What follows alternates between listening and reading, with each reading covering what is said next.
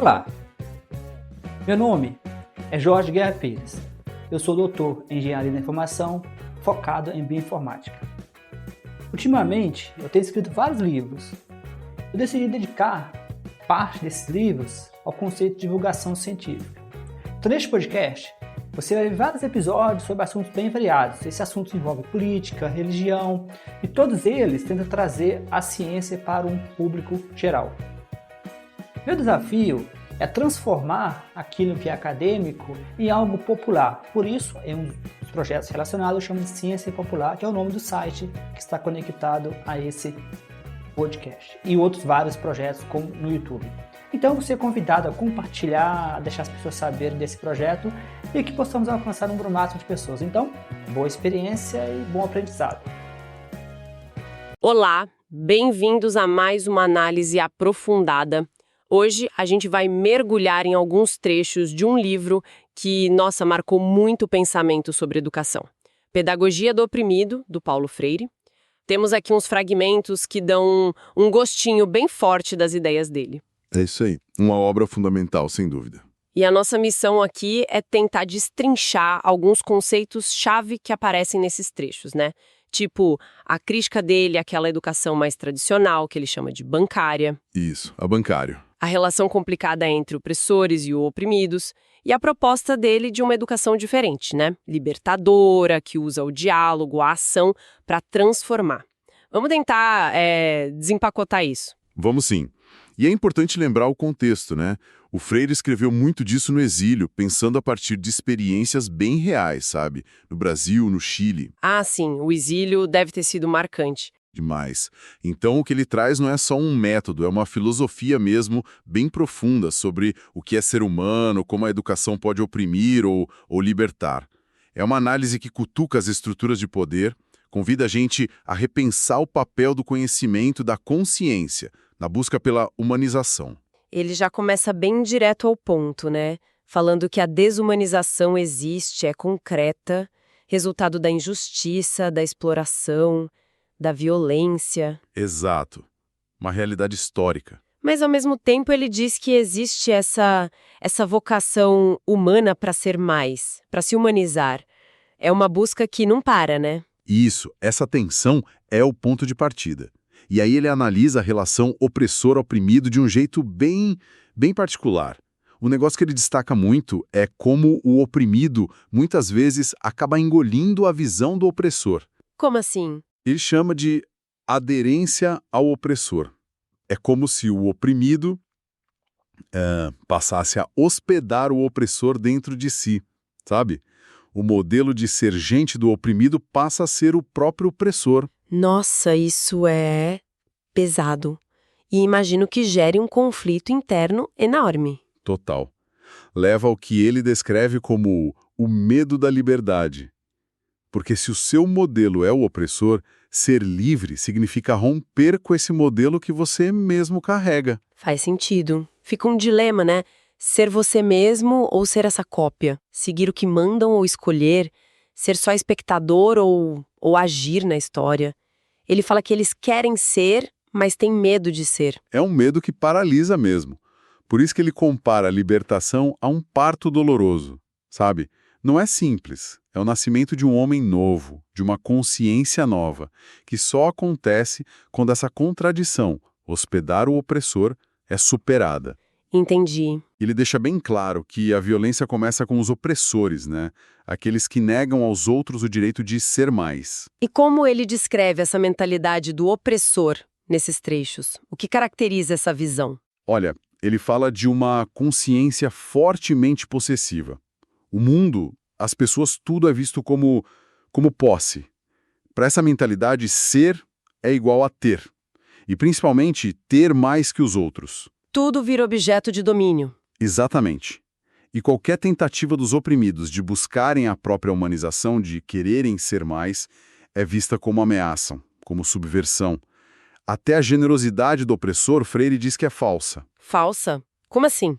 Porque ela não mexe na raiz da injustiça, sabe? Só mantém a dependência. Cria uma falsa caridade. A generosidade de verdade para Freire seria lutar para acabar com as causas que exigem essa caridade. Entendi. É uma lógica que se retroalimenta. E para manter essa estrutura, imagino que a educação seja uma ferramenta-chave.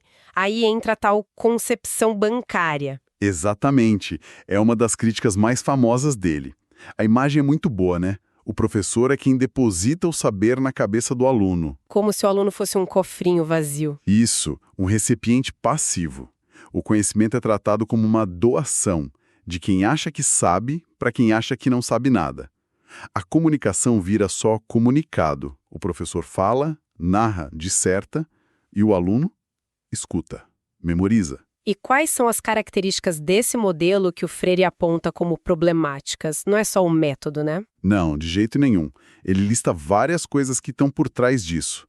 O educador é quem sabe, o aluno não sabe.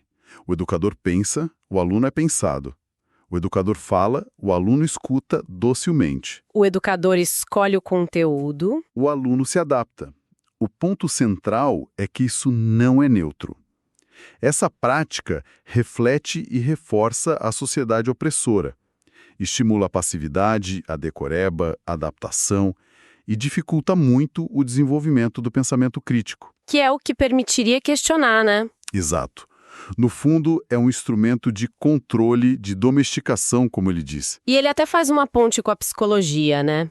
Cito Erich Fromm fala de necrofilia e biofilia. Como entra isso? É uma conexão forte. Freire sugere que essa educação bancária, por ser mecânica, controladora, sem diálogo real, acaba promovendo uma espécie de necrofilia. Um gosto pelo que é morto, pelo controle, pelo que não cresce, não cria. Em oposição à biofilia, que seria o amor pela vida, pela criação. Isso.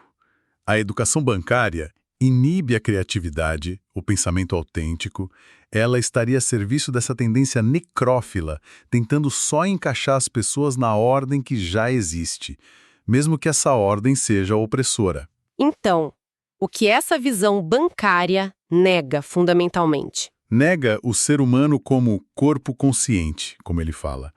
Nega que a gente está no mundo para interagir, para pensar sobre a nossa vida, para transformar a realidade, quando trata a consciência como um espaço vazio a ser preenchido por outros. Nos reduz a objetos. Exato.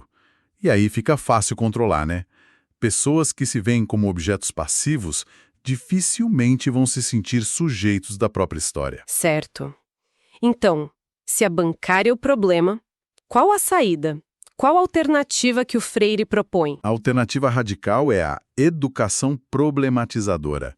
Aí a coisa inverte totalmente. Não é mais transferir conhecimento, mas um ato de conhecer junto.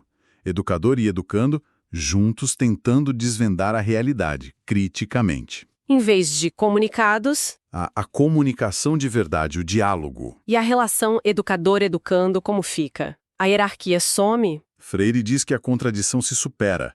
Os dois viram sujeitos que conhecem. O educador não é só quem ensina, ele aprende também, no diálogo com o educando. E o educando, enquanto aprende, também ensina. É uma troca. Uma relação mais horizontal, sabe? Onde o mundo, a realidade, é um mediador. Aquela frase dele é clássica. Ninguém educa ninguém, ninguém educa a si mesmo, os homens se educam entre si, mediatizados pelo mundo. O foco não é mais adaptar, mas fazer emergir as consciências. Para uma inserção crítica na realidade. É isso que ele chama de conscientização. Isso. Lembro daquele exemplo que ele dá do camponês no círculo de cultura, que fala tipo, descobri agora que não há mundo sem homem.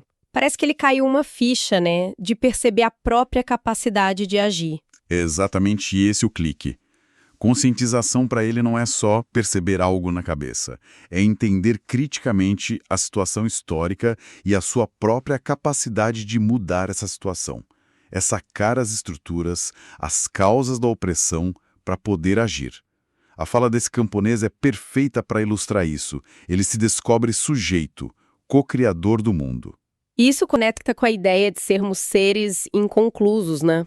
Sim, sempre em processo, sempre buscando ser mais. É nessa busca que a educação problematizadora como prática da liberdade faz sentido.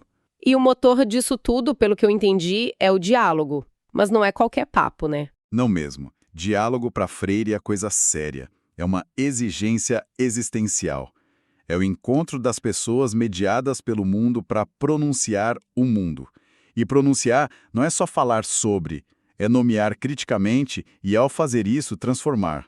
É um ato de criar e recriar. Uau! Mas esse diálogo de verdade não brota do nada.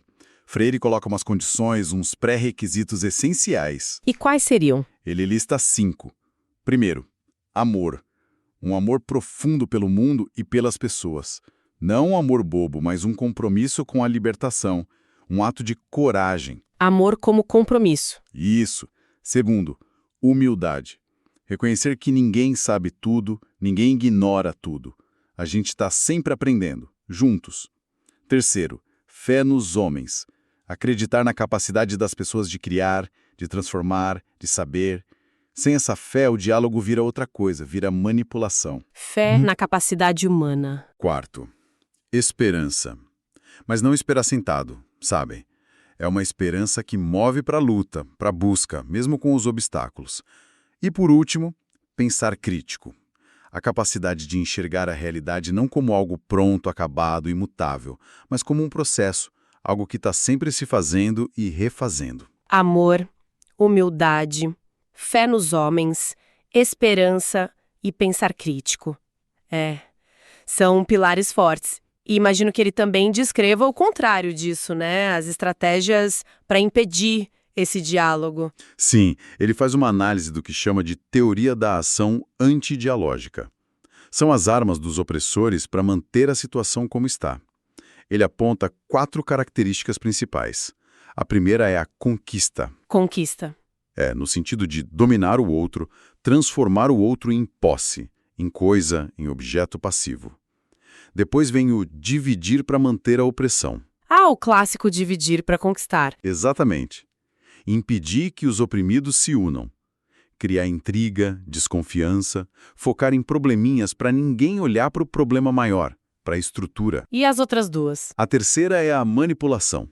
Enganar as massas, com mitos, promessas vazias, para que elas aceitem a situação ou até participem de coisas que não servem aos interesses delas de verdade. E a quarta, que talvez seja a mais perversa, é a invasão cultural. Invasão cultural, explica melhor. É quando o opressor impõe a sua visão de mundo, seus valores, seus padrões sobre os oprimidos.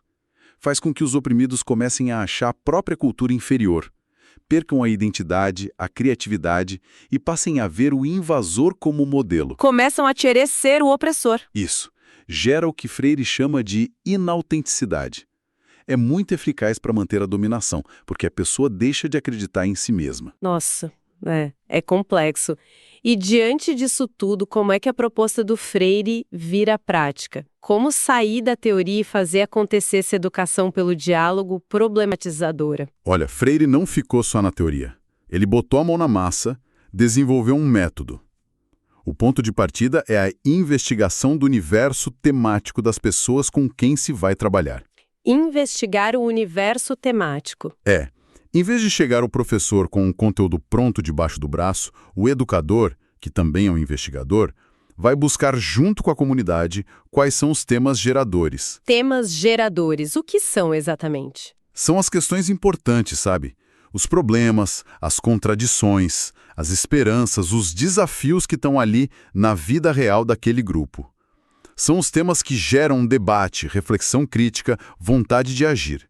A ideia é que o conteúdo da educação venha da vida e não de fora. E como se faz para achar esses temas? Qual o processo? Envolve os investigadores e o pessoal da comunidade trabalhando lado a lado como co-investigadores. Observam a realidade, conversam muito e criam o que o Freire chama de codificações. Codificações? Tipo o quê? Pode ser um desenho, uma foto, uma pequena encenação, algo que represente uma situação da vida deles, uma situação existencial que seja significativa ali. Certo. E o que se faz com essas codificações? Elas são levadas para os círculos de investigação temática, ou círculos de cultura, como ele também chamava. E lá, no diálogo, o grupo faz a descodificação. Descodificar, analisar a situação. Isso. Analisar criticamente aquela situação representada. Por que ela é assim? Quais as causas? quais as consequências, que ligação tem com outras coisas. É uma análise coletiva da própria realidade. E para que serve essa descodificação toda? Qual o objetivo? Ajuda as pessoas a perceberem as tais situações limite, aquelas barreiras, aqueles obstáculos que parecem impossíveis de ultrapassar. Mas, quando você analisa criticamente, entende as causas históricas, sociais, você começa a enxergar o inédito viável. Inédito viável. Gostei disso. São as possibilidades de superar aquilo, as ações concretas que podem ser feitas para transformar aquela realidade que antes parecia que não tinha jeito. E aí que entra forte aquele conceito de praxis, né, que você já mencionou. Ele insiste muito nisso. Totalmente. É central na obra dele. Para o Freire, a palavra de verdade, a palavra que muda o mundo é praxis. E praxis é essa união que não dá para separar. Reflexão e ação. Não pode ter um sem o outro. Exato. Ficar só falando, criticando, refletindo, sem agir para mudar, é o que ele chama de verbalismo, palavra oca. E o contrário. Agir por agir, sem pensar, sem refletir criticamente sobre o que está fazendo, por que está fazendo, é ativismo. Pode até ter boa intenção, mas não leva a uma transformação profunda, consciente. A mudança real, a humanização, só rola na praxis, nesse movimento de agir no mundo, pensar sobre essa ação e agir de novo, melhor. Entendi. Então, o papel da liderança nesse processo, seja do educador, de um movimento social, é bem diferente do líder tradicional, que manda, que dita as regras. Completamente. A liderança tem que dialogar com o povo, não para o povo, nem sobre o povo. Não pode cair na armadilha de achar que sabe tudo e impor a sua visão, seus temas, repetindo a lógica bancária ou antidialógica. Tem que ser parceira na investigação. Tem que confiar na capacidade das pessoas de pensar, de serem protagonistas. Freire até cita o Che Guevara lá em Serra Maestra como o exemplo dessa comunhão que precisa existir. A teoria revolucionária só pegou porque se conectou com a vida, com a luta do povo ali. Entendi. E para combater aquela ideia da invasão cultural, o que ele propõe? Ele propõe a síntese cultural. Em vez de uma cultura se impor sobre a outra, a síntese é um processo de colaboração. Liderança e povo, juntos, analisam a realidade, trocam suas visões, a visão mais crítica da liderança e o saber da experiência do povo. Aprendem uns com os outros. E constroem juntos. Exato. Constroem juntos as pautas, as estratégias para ação transformadora. É uma criação conjunta que valoriza a cultura popular, o conhecimento que vem da vida, mas, ao mesmo tempo, desafia esse conhecimento a ir além, a se tornar mais crítico. Uau! É realmente muita coisa para pensar, mas muito, muito instigante. Se a gente fosse tentar resumir o que a gente explorou hoje desses trechos da Pedagogia do Oprimido, Paulo Freire mostra a educação não como algo neutro, técnico, sabe, de só passar informação. De jeito nenhum. Mas como ato político, um ato ético fundamental. Exato, um ato que para ele precisa de amor pelo mundo, pelas pessoas, precisa de coragem para nomear a opressão, para enfrentar, e precisa de colaboração para transformar a realidade. É um convite para a gente conhecer o mundo não para se conformar com ele. Mas para recriar o mundo. Isso, juntos. Pelo diálogo crítico, pela ação que vem da reflexão à praxis. E o objetivo final é sempre a humanização de todo mundo. Romper esses ciclos de opressão, de desumanização, para construir o que ele fala, né? Um mundo onde seja menos difícil amar. É uma visão profundamente humana e muito engajada. Sem dúvida. E fica talvez uma provocação final para o pessoal que está ouvindo, né? Inspirada nisso tudo. O Freire fala da libertação como um parto doloroso, fala do medo da liberdade que a gente carrega, essa sombra do opressor dentro da gente. Pensando nos nossos processos, né? Seja aprender algo novo, mudar alguma coisa na vida pessoal, ou pensar nos desafios sociais, políticos que a gente vive hoje. Onde será que esse medo da liberdade aparece para a gente? Boa pergunta. Em que momentos a gente talvez prefira a segurança do que já conhece, do que está prescrito, em vez de encarar a incerteza de criar algo novo, de ter a responsabilidade pela transformação? E o que significaria, pensando em tudo isso que a gente conversou, diálogo, conscientização, praxis, O que significaria superar de verdade esse medo para agir de um jeito mais autêntico, mais transformador no mundo? Você acabou de assistir mais um episódio do meu podcast Ciência para Não Cientista. Você pode entrar em contato comigo no e-mail jorgeguerrapires@yahoo.com.br, no e-mail jorgeguerrapires@yahoo.com.br. É bom sempre lembrar que eu tenho vários livros na Amazon, no Google Books. Esses livros estão em formatos bem variados, como formato impresso, e-book, Kindle, audiolivros, então você tem toda uma gama de escolha. Existe sempre a opção de fazer uma doação, oferecer um suporte para que eu possa manter o podcast em versão premium e possa manter os episódios por um período maior do que 3 meses, ou até mesmo deixar vários episódios maior do que 2 horas por mês, que é o meu limite. Então, eu te convido a fazer doações para o e-mail, o mesmo e-mail que eu falei anteriormente, que é jorgeguerrapires@yahoo.com.br, jorgeguerrapires@yahoo.com.br. Então, muito obrigado e continue no podcast para ver os próximos episódios e não deixe de compartilhar com seus amigos, com pessoas que possam se interessar. Um grande abraço, até mais, Jorge.